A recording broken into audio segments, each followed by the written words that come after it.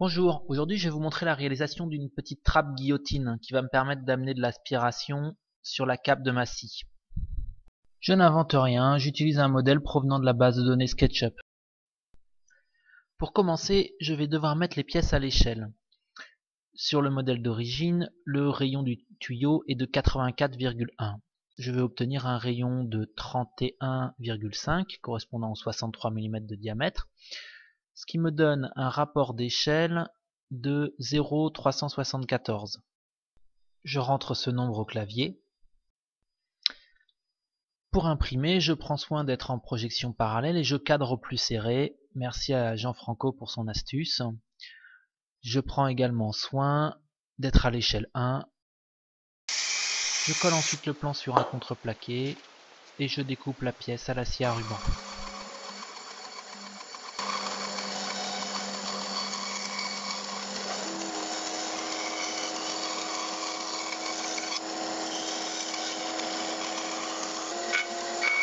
La pièce mobile est-elle découpée dans du contreplaqué de 3 mm.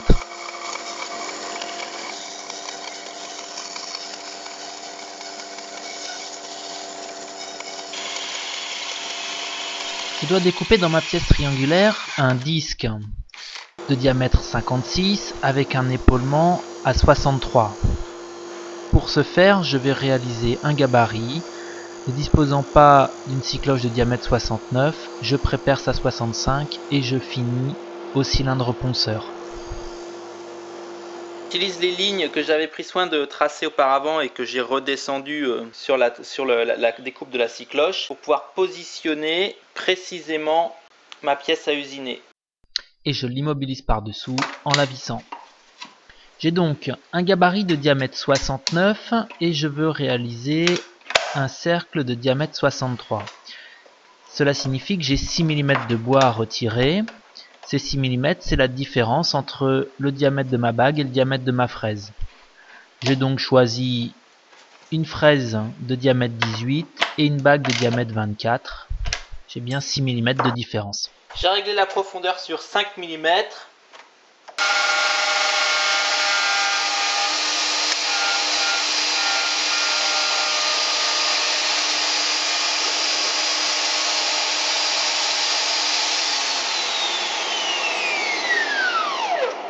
Pour découper la partie centrale en laissant un épaulement de 3 mm, je monte une fraise ayant un diamètre 6 mm inférieur. Donc ici, une fraise de 12.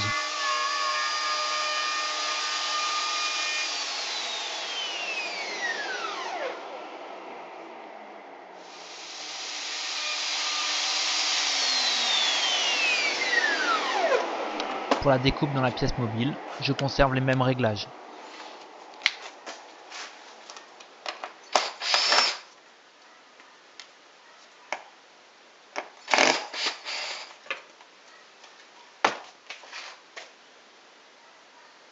Bon, mes 3 morceaux sont découpés, les 2 identiques et la guillotine elle-même.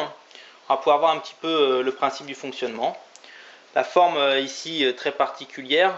Ici je suis embuté et je pivote, je viens embuter, fermer de l'autre côté. Donc ça veut dire qu'on tire sur la ficelle sans modération. Voilà, il n'y a plus qu'à fermer.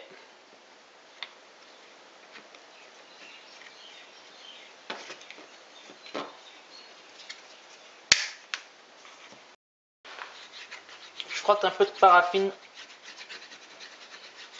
sur les pièces mobiles. Ça me permet de serrer un peu plus l'assemblage, donc qu'il soit un petit peu plus étanche.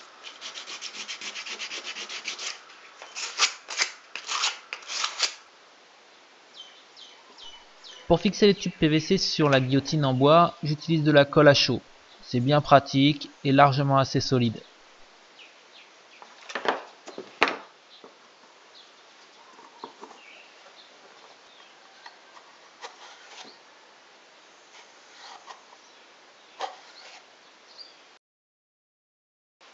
Bon ben voilà, la petite guillotine est mise en place.